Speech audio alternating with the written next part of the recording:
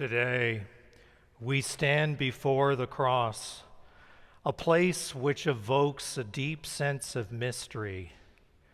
We relive the story once again, as we do each year on this day. We're told that there were throngs of people at Golgotha. Among those who had followed Jesus were those who had derided him, those who had feared him, and those who had loved him, being his mother Mary, Mary Magdalene, his disciples and others who had come to love this Son of Man. He who was one of them, and yet he was also one with seemingly magical powers, an incredible authority to right wrongs, to give the discriminated a voice, to give strangers the feeling of inclusion. Here he was on the cross. How could this be happening?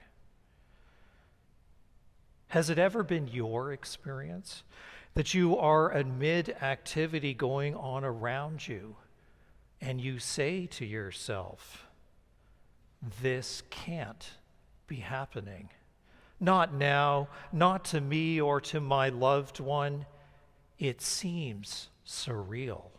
I can't believe it. And yet, it is happening. You don't know how you do it, but you persevere and you get yourself through it by adrenaline, by courage, by simply existing and letting the events happen to you. We have each stood before the cross. As a result, we may feel the bitterness of regret, the sharp sting of guilt, of remorse that can overwhelm us, sadness, sorrow, deep pain which may become despair, anxiety, anger, and grief. All of these emotions we have felt.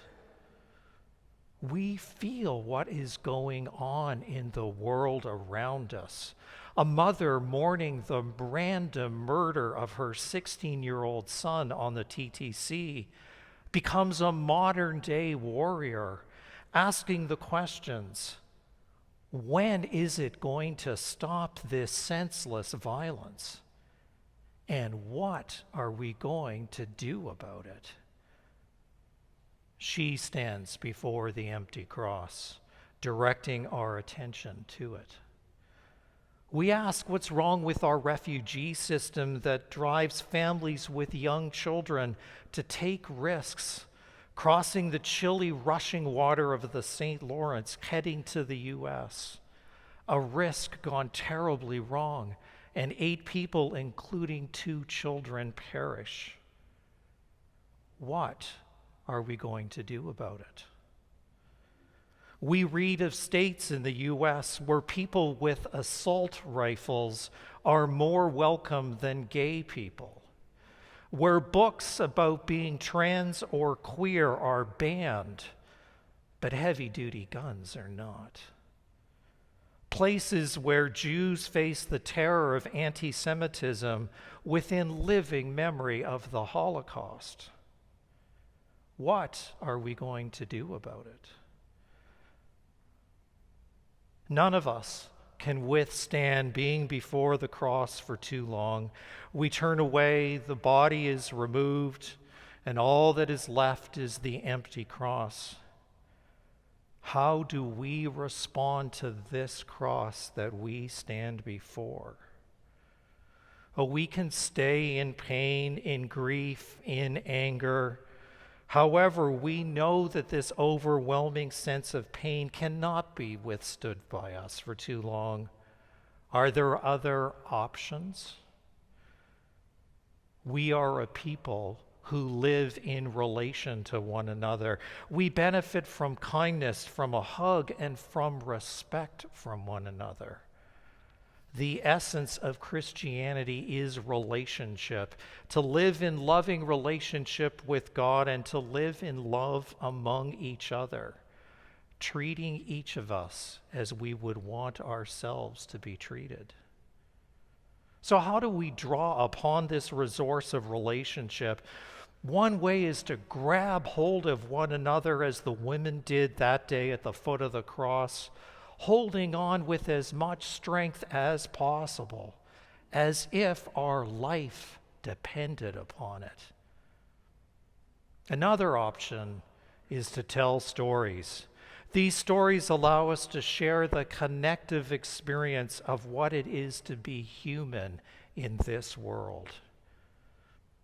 As you know, I help run a charity that provides housing for ex-prisoners. I've learned that this is not work for the faint of heart. My initial, somewhat naive thoughts of support have been altered by stories told of neglect, abuse, addiction, of pain too hard to live with. Our board meetings sometimes devolve into storytelling. I've learned that we need this as catharsis. I recall the night that I was awake most of the night thinking about the task in the morning to evict a man who, after spending many years in jail, now returned to his demon addictions, and with it, wild antisocial behavior, taking kitchen knives from our house out to a public park and threatening to harm innocent bystanders. The other folks in the house were also at risk. We set up our agency to provide housing, not to take it away, but take it away we had to do that morning, knowing that he would end up on the street. We tell each other the story to give one another comfort that we can't solve all that harms the world. We do what we can and we keep ourselves strong to try to respond to the next person. We talk of our successes to keep ourselves upbeat and sane. Another resident, Carlos, was a smart, hopeful young man who had dreams, but circumstances in his life turned out to be entirely different, and he was convicted of drug trafficking from Mexico into the U.S. He too stood before the cross as a young man in disbelief that this was happening to him. In prison for 14 years in Florida, he decides to fight back, to try to regain who he believed that he was meant to be. In the words of Richard Rohr, he sought his true self. Through perseverance, strength, through setbacks and deep pain, he slowly figured out who he really was. He finished a university business degree online. He was not a U.S. citizen, but a Canadian, kind of accidentally almost by birth. So once released, he would be deported to Canada, to a country where he had no connections, no friends, no family. Upon release from prison, he was detained by ICE, the U.S. Immigration Enforcement Agency. This, for him, was purgatory, being the first summer of COVID, and there were no vaccines, just fear of the unknown and ever-increasing death counts. The dormitory in Florida had 80 men in each room. His sister reached out to us. Could we take him, she frantically asked. Would we? We would normally interview potential new residents, but ICE detention does not permit that. Would we take a chance? We're a group connected by our faith, an ecumenical, now interfaith group. We recognize that we too had each stood before our own crosses. That fundamental sharing of human pain and hope connected us. Yes, we said, not fully appreciating what we had signed up for. Yes, we will take him. A written commitment sent to ICE resulted in Carlos being put on a plane 2 days later. Carlos arrived at our house, a strange country, meeting housemates and support workers. Not scared, but anxious, he said. I wanted to get on with my life. Was it faith, determination, kindness, and support that propelled Carlos to get a job as a movie extra and then working in a shelter as a COVID screener?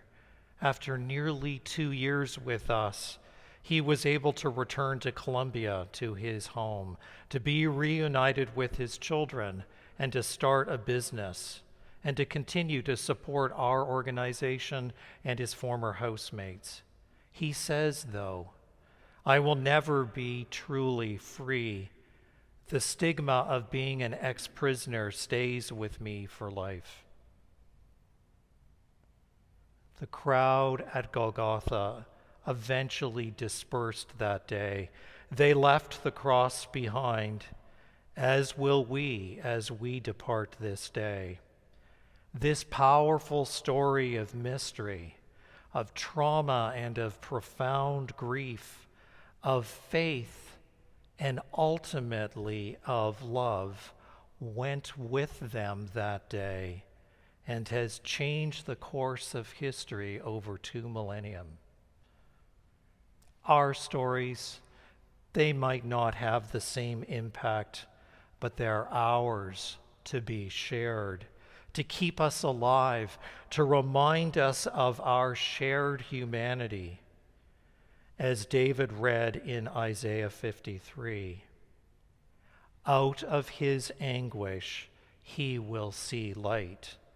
In the depth and darkness of sorrow, as we stand before the cross, we look for a tiny ray of hope. Amen.